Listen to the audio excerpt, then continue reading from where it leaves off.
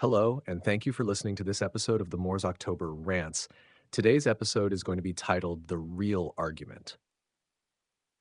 When people talk, it's interesting how often they throw around the word real, like it's the ultimate measure of authenticity.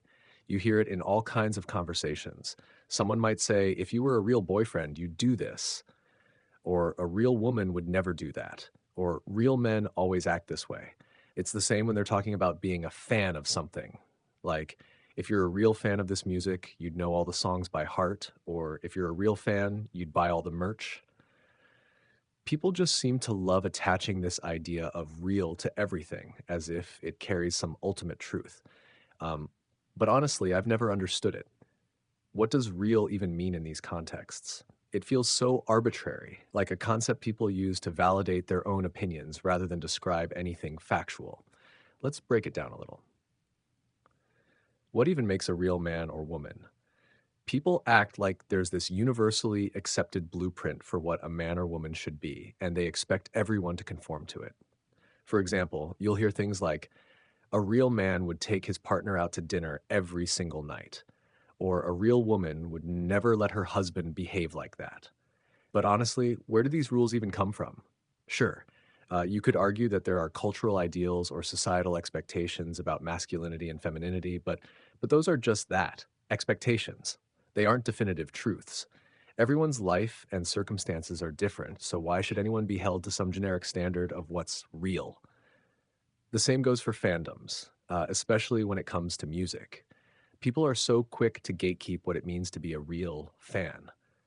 You hear things like, real fans know all the old stuff, or if you don't own all their albums, you're not a real fan. But why does being a fan need to come with a checklist? Isn't the whole point of being a fan that you enjoy the music, the artist, or whatever it is you're into?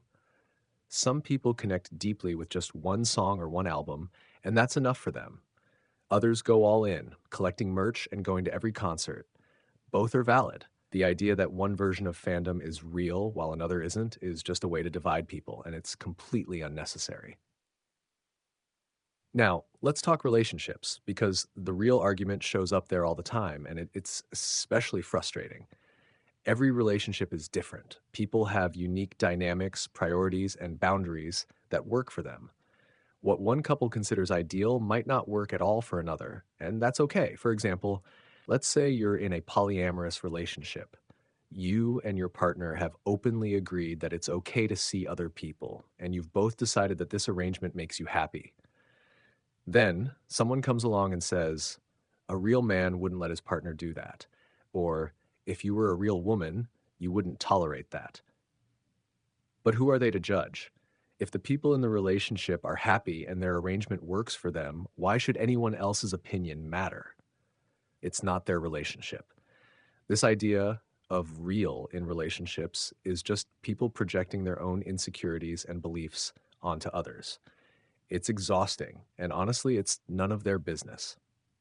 This obsession with labeling things as real doesn't just stop at relationships or music, it creeps into the smallest parts of everyday life.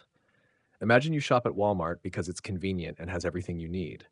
Then someone hears about it and says, if you were a real shopper, you'd go to this other store because it's cheaper. Or if you were smarter, you wouldn't shop there at all. What does that even mean? People will find the most mundane things to judge and turn them into some kind of bizarre competition. Shopping at Walmart doesn't make you less real than shopping somewhere else. It's just a preference or a practical choice, and it's nobody's business but your own. Even work gets wrapped up in this nonsense. You've probably heard people say that's not a real job about things like gig work, freelancing, or creative careers. Take DoorDash, for instance.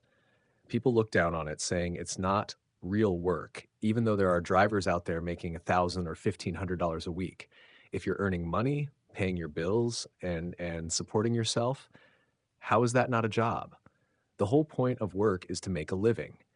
It doesn't matter if you're delivering food, writing, or working in an office. A job is a job if it brings in a paycheck. Yet people love to slap their own judgments on it and to dismiss it as not real. At the end of the day, this whole real argument feels like nothing more than a way for people to prop themselves up by putting others down. It's like they're saying, my way of doing things is the right way, and yours isn't. But life doesn't work like that. Whether it's about relationships, music, shopping, work, or anything else, there's no universal rule book that says what's real and what isn't. Everyone's situation is different, and that's what makes life interesting. People need to stop trying to box others into these narrow definitions and just let them live their lives. What's real to one person might look completely different to someone else, and that's perfectly fine.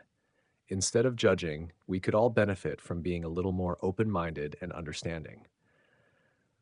Anyways, thank you for listening to this episode of the Moore's October Rants. Signing out.